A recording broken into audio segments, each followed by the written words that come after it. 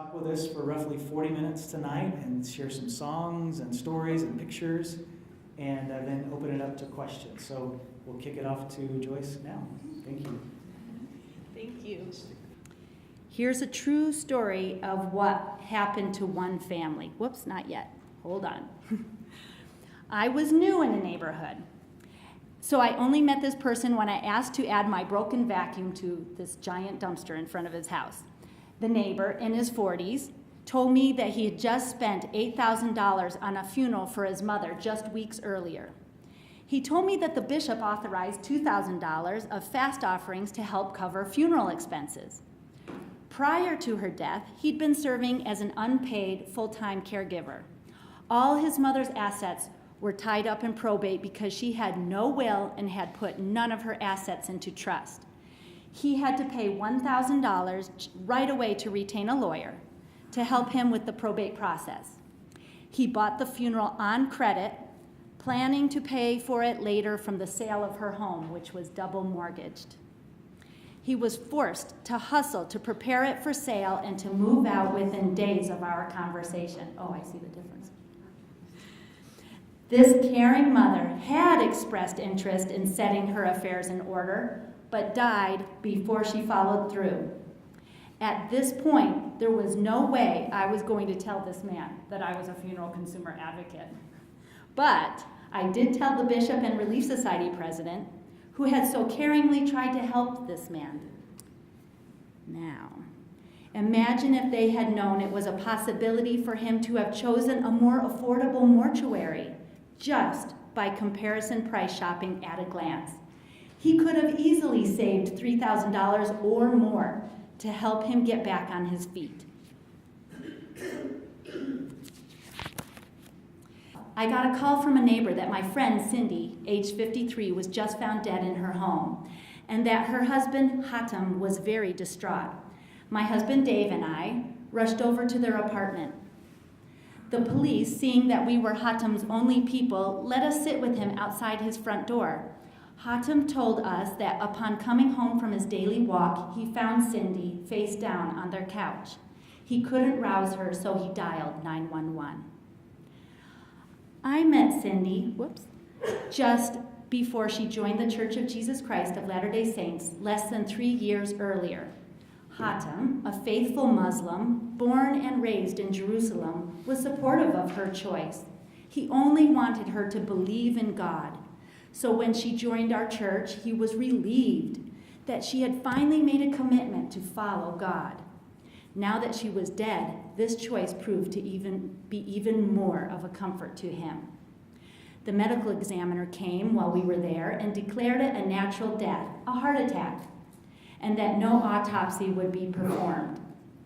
An advocate with the city gave us this and asked us to call a funeral home. So I asked Hatem, would you feel comfortable having Cindy's body stay in your home until the funeral? Asking such a question is commonplace for me. At that point, I'd been a funeral consumer advocate, keeping a website and answering questions by phone for the past 12 years. One reason people choose family-directed funerals, as we call it, is the cost. Then there are the more personal reasons, illustrated here.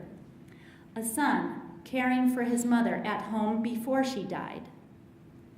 Then preparing her body in the home after she died. Carrying her as a family. Those who knew her best, making her look just so.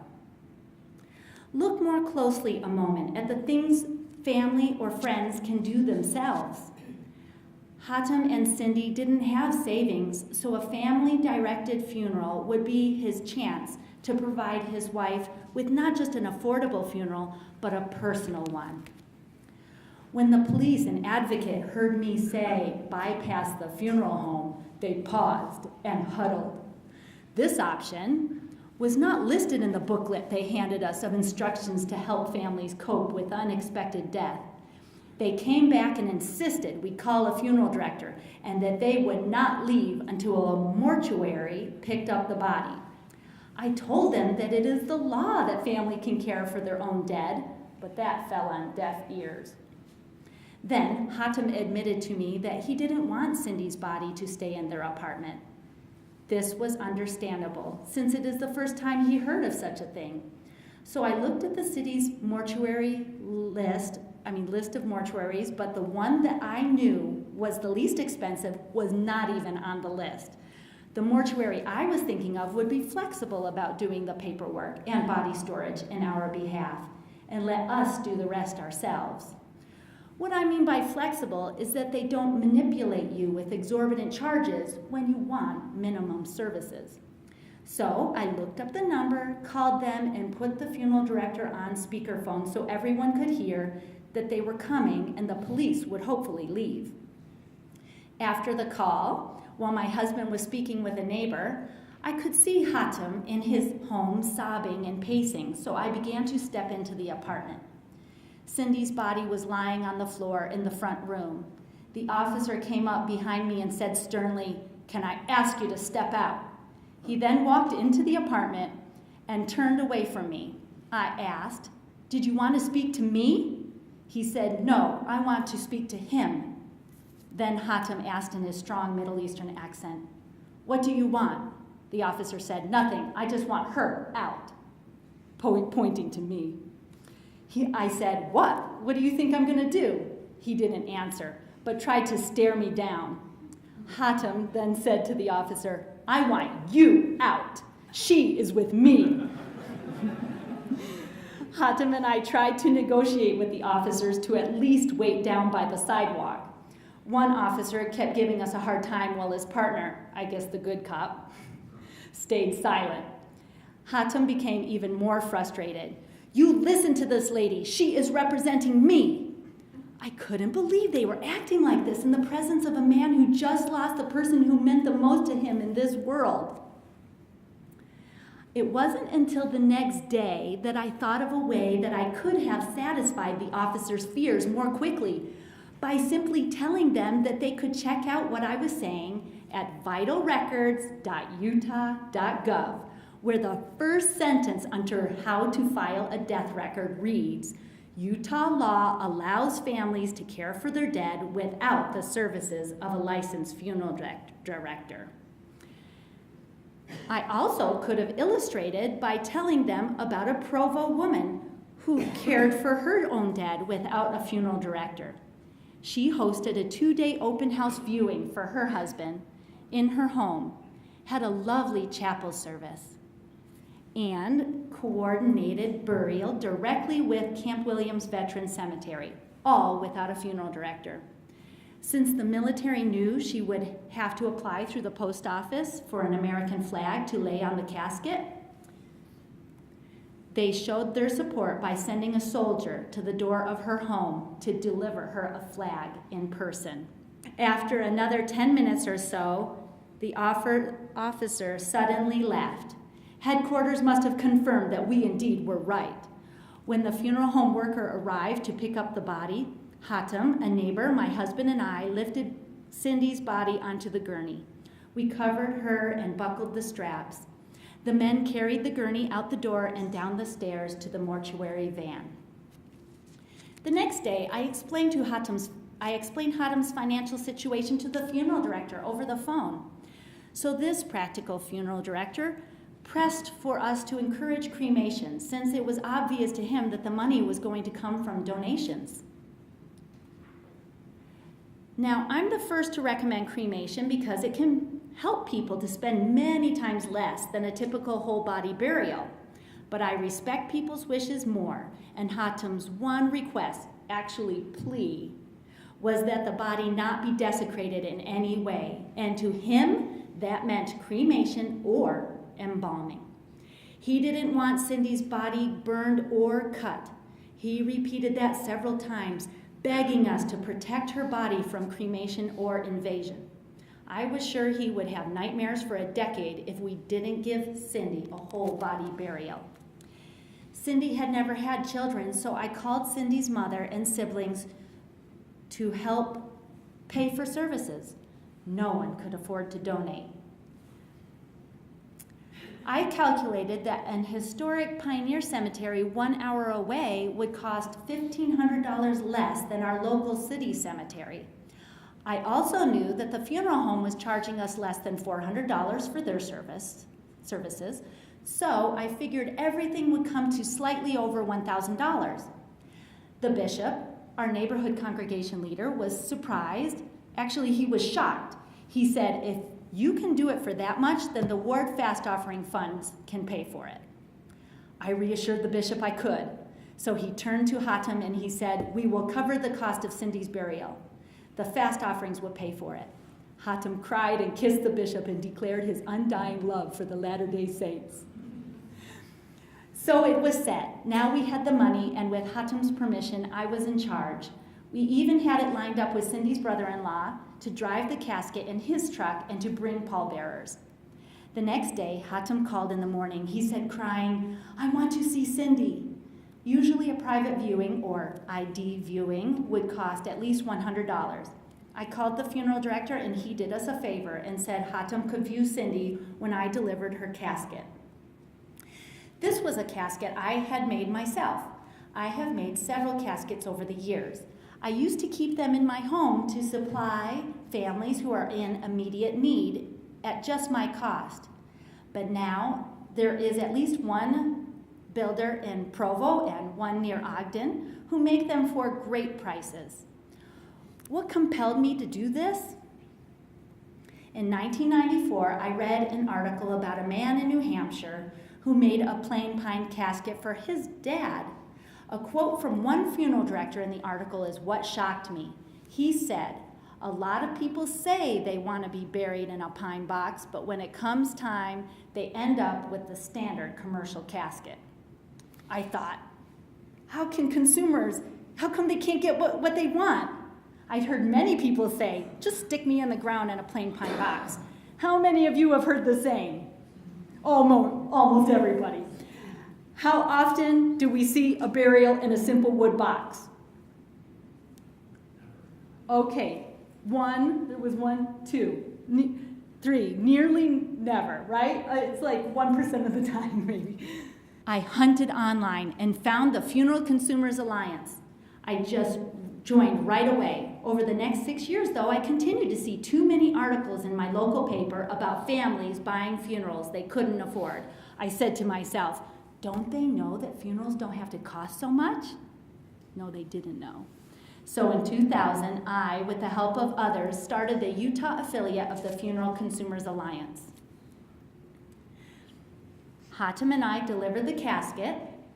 Cindy's body had been wheeled out of refrigeration into a quiet little viewing room. The plastic sheeting that surrounded her was folded back from her head and shoulders, and a blanket placed over the plastic. When a family takes care of their dead themselves, they don't wrap the body in plastic, but they do keep it cold, often using dry ice. Like we would have done taking care of her at home, the funeral director reset her facial muscles before refrigeration. There was no smell. She looked relaxed and natural. On the way home, Hatem said that he liked the casket inside the Subaru and preferred it over the open air of a truck. This is common that people have these feelings about the respectability of one vehicle over another. By the way, these people crossed several state lines. No embalming required.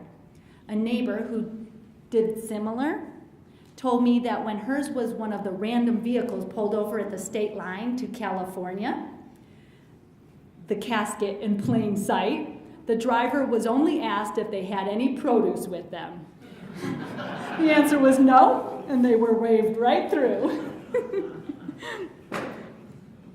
When people learn of these options and others, such as renting a nice van or SUV for a few hours, they appreciate the opportunity to care for their loved one in such a personal and affordable manner. On Saturday, when we arrived at the mortuary at 10 a.m., the casket was ready for us. It was nailed closed, and the tapestry we had selected was covering the top. The mortician placed a thick cardboard tube inside the back of the Subaru, so when the casket rested on it, it just rolled right in smoothly. My friends, everyone should have one of these. It's so amazing. When we padded the corners and tied down the back, and the mortician handed us the death certificate and the burial transit permit, and we were on our way in just 15 minutes. We arrived at the all-volunteer-run cemetery. The sexton had notified me the day before that the grave was already dug, and sure enough, there was one giant mound of dirt in the whole cemetery, so we knew just where to park. Instead of a mechanical lowering device provided by a vault company, the grave was prepared with 4 hollow, square aluminum beams crossing it. The Pleasant Green Cemetery, Magna used to be called Pleasant Green, began accepting burial without vaults in the summer of 2012. Long ago, there were many burials with 4-sided vaults or 3-sided liners in this without those in this pioneer cemetery. Now, more than half of their burials are again free of these barriers. We hope that other cemeteries will embrace this environmentally friendly practice. Now we were bringing our dead for burial like families and congregations when this cemetery was founded in the 1880s.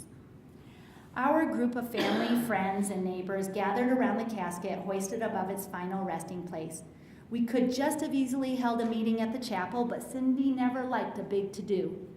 Her mother told us that even as a kid, she never wanted a big birthday party, but asked that it only consist of one friend coming over. A short graveside service was conducted. Then anyone was invited who wanted to express any final thoughts or goodbyes.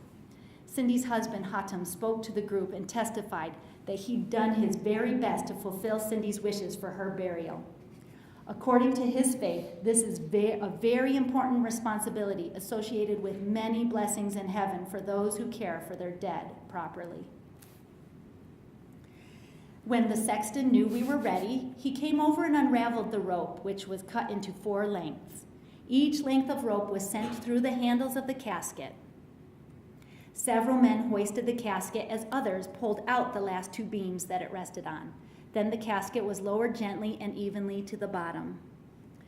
Then the sexton offered to anyone who desired the opportunity to add a shovel of dirt into the grave. Hatem took him up on the offer. As he shoveled, he seemed to plan on filling the grave himself. I shoveled a few scoops, as did a few others, but Hatem only stopped when he ran out of energy. He then said with earnest in his voice, "I am at peace now. She is at rest. I did what she asked. She is in God's hands now." As we left, we spoke of all that was said and done. When we were a distance away, we could look back and see the backhoe finish filling in the grave. It was a privilege to be here and a good resting place for my friend.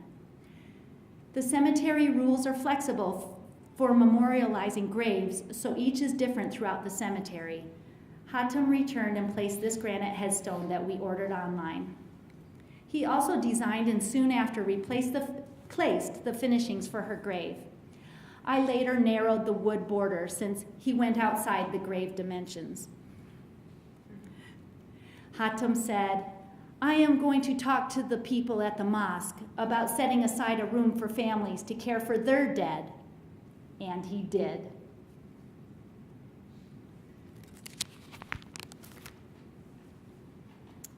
Most people think that setting up a pre-need contract is the right thing to do. But it may be similar to buying a car 10 years before you need it in order to lock in the price. You'll be locked in all right, and you'll comfort your family that everything is taken care of. Notice the list of things that can change your satisfaction with your contract. Let's go through it in minute detail. No, just kidding.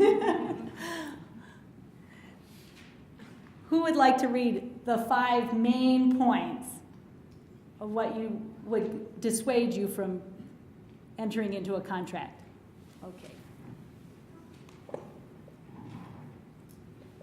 The mortuary may go out of business. You might move. You may later decide that you want more simplicity at a lower cost. You can't afford the payments on the contract anymore. future additional costs for any of the following 25 reasons. Thank you. And those would come up after the death, so your family are still left to make decisions and possibly open their pocketbook. Here are 2 reasons to buy a contract: to get rid of money or spend down in order to qualify for Medicaid, and or there will be no one to carry out your after-death care. Now, let's think of the logic. Since wedding receptions are similar to funerals, that spend down thing is like the government saying, we'll let you pay ahead for your wedding reception so you're poor enough for the taxpayers to fund your medical care. Doesn't that sound like government colluding with wedding planners? Why not pay for a year of a grandkid's college tuition and assign that kid to handle your after-death care? Now that's crony capitalism at its best. When you plan with our free forms on our website, that's a picture of my website, you are sending a final personal message to your loved ones. You are better prepared to carry out for others that most tender responsibility. And you don't look like you're telling someone else they're going to die when you ask them to make their funeral plans. Unless you're on your last leg. Then you look like you're just trying to take them down with you.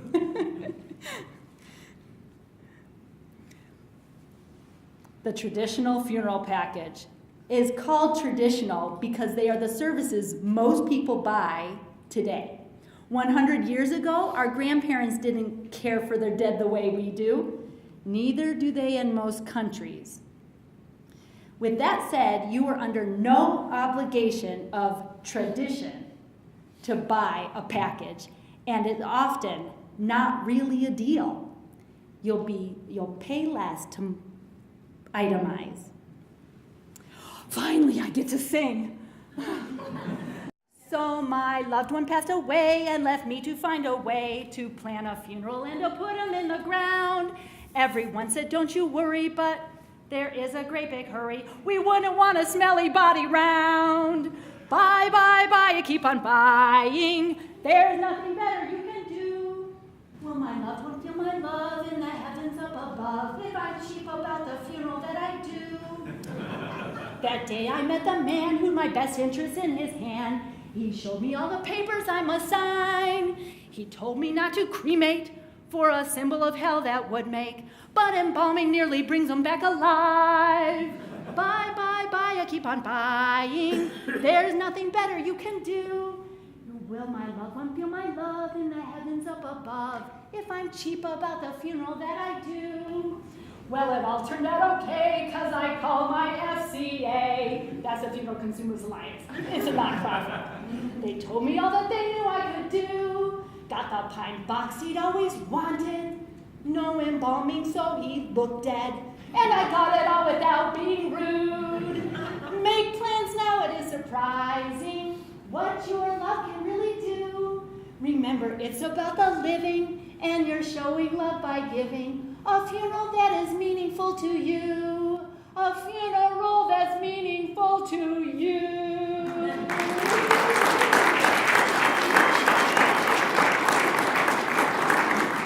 Derek, that's a 1-minute lesson on everything you need to know, right? Last year, my father-in-law died in rural upstate New York. Everyone in the family wanted me to take care of arranging the funeral in their behalf. The first thing I did was have a price list emailed to me from the funeral home. One should always obtain one of these first, even if there's an at-a-glance price survey prepared by your local consumer alliance. The prices were fine, so I told the funeral director our selections over the phone. He emailed me an itemization and total for what I chose. I approved it, and Mom went and paid. Here's the Reader's Theater. Come on up, ladies. Now, this worked out in our case because I've learned the things I'm teaching you tonight. But here's a real phone call I got one time. Okay, It looks like you're gonna share the microphone. Okay. You're the consumer. She's the consumer. Okay. I'm the narrator. Hi, is this Funeral Alliance? Yes, how can I help you? I bought a funeral that I can't afford for my husband because a helpful relative said he would pay for everything, but now he refuses to pay. I'm so sorry. This is very common, unfortunately. Did the mortuary show you prices as you went along during the purchase?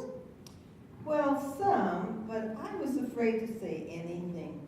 I believe the helpful relative thought he would get a good deal, since the funeral director is his cousin. I didn't know what agreement they had, so I was hesitant to be picky.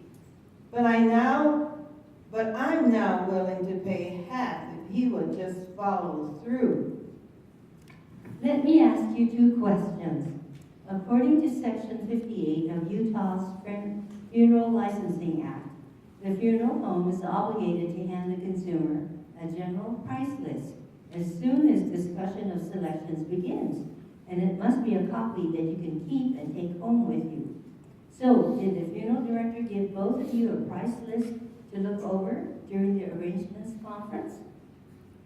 No, I only saw an occasional price as pages of caskets were flipped and pictures of flower arrangements appeared. Not good. One more question.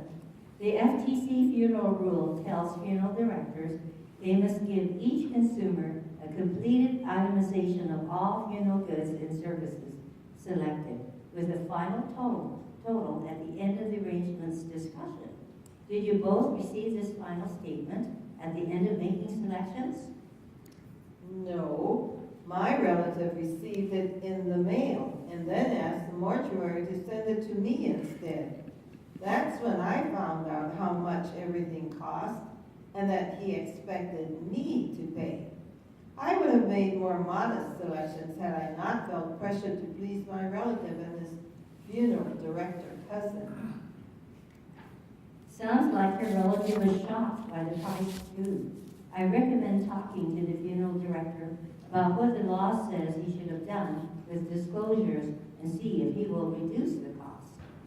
The above scenario ended well this time. She used the references I sent her to approach the funeral director. The mortuary halved the price of the funeral, and the original relative agreed to pay half of the new price. Thank you, ladies. Didn't they do well?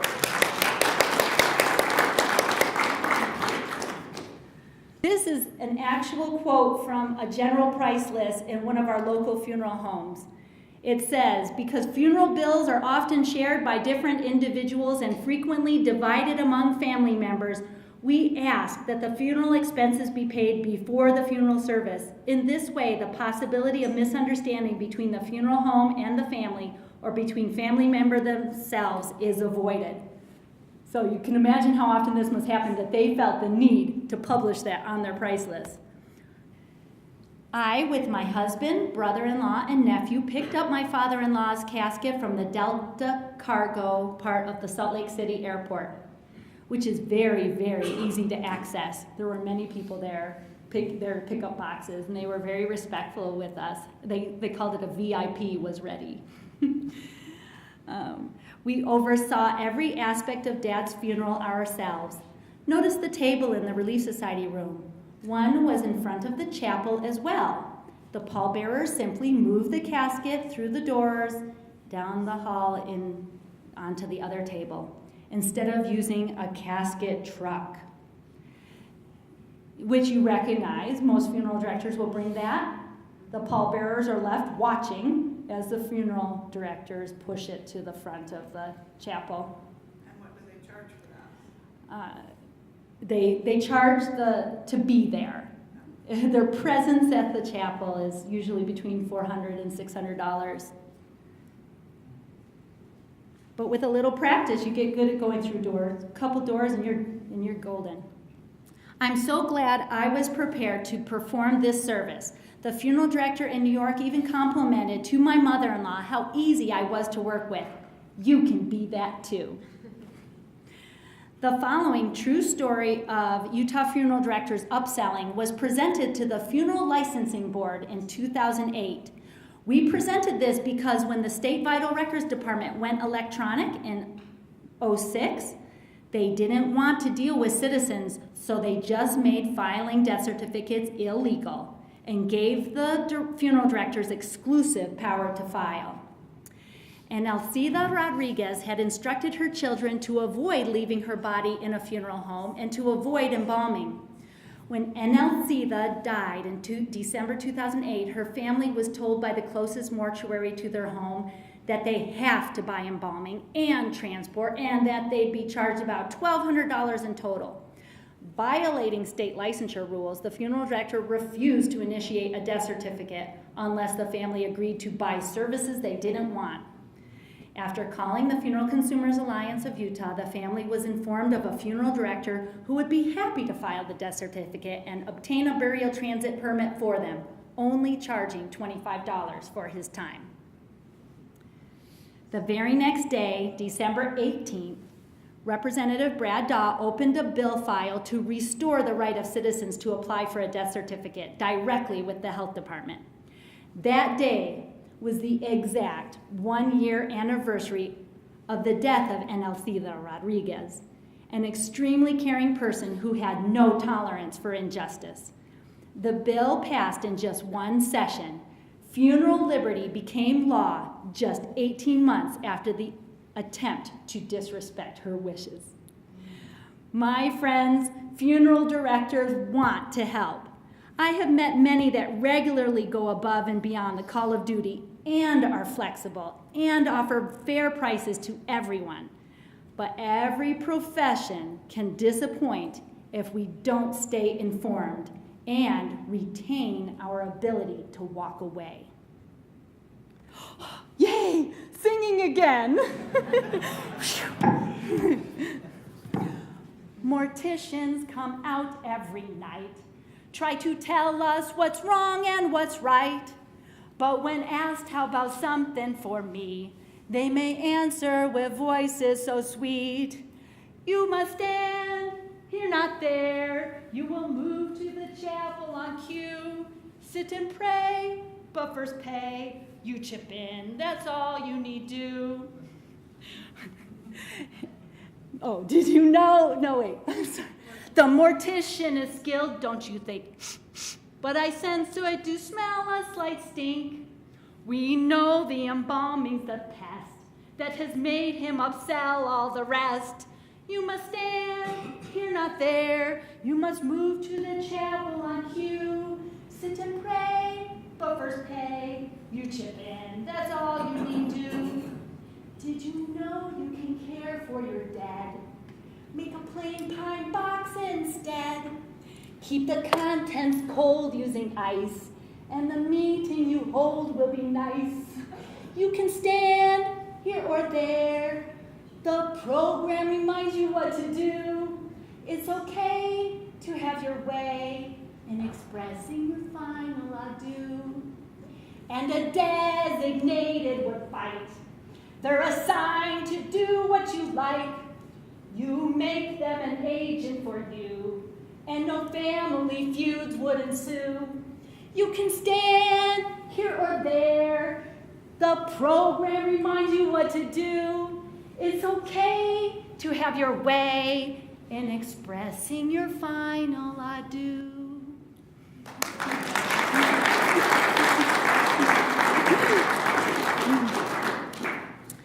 All right, this is my actual website right now. So let's say somebody just found themselves at need immediately. Here they can find out all the different ways that you can find money you may not know that you have, or to reduce the cost of the funeral. So whole body burial, whole body donation, and this is just slow. Oh, there I go. I'm scrolling the wrong way. I'm just going to scroll really quick so that you can see that. You can at a glance. There's so many ways. Even our local credit union gives us a $1,000 coverage for free. And some people don't know that it's there. And do-it-yourself funeral. We have so much instruction there. There's even video. Look at all the links. Moving a body, washing the body, dressing, final preparations, personal support. There's our phone numbers and how to get a hold of us to help walk with you through that experience. And local cemeteries, things you need to know about that. Did you know buying a cemetery ahead of time cannot be such a great idea, especially if you're not dying in that city?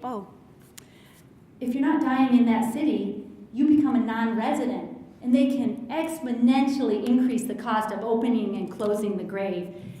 I talked to one lady, it was $2,300. She was many times overpaying for that plot. That was a good deal at some point a decade or two ago. Now I left my glasses off. And simple caskets, we have even instructions that you can build one yourself. And here's pictures. Oh my goodness, if you know someone who needs what do they call, oversized casket, our local casket makers are making those. And they don't even need an oversized vault. If you're getting buried in a city cemetery, you have to have a vault. They do that for maintenance issues and their big equipment driving over things. And so you save so much if you need an oversized casket. Planning ahead, of course you already saw that, and I'm just going to click on that funeral planning form so you can see it. And it's so fun to do together with your loved one, to interview each other even. Everything's covered, every question that you don't know there is. And then opportunities to volunteer with us. We need volunteers. We give examples of all kinds of ways you can be effective in helping and becoming a member and being a support to the cause. Okay, we'll go back to our slide presentation. Oh, I get to sing again! Yay! Okay, my daughter-in-law helped me with this, and I bought the Black Eyed Peas instrumental for Where Is the Love? So here we go. Where is the love, the love, the love? I know it ain't the same as the old days.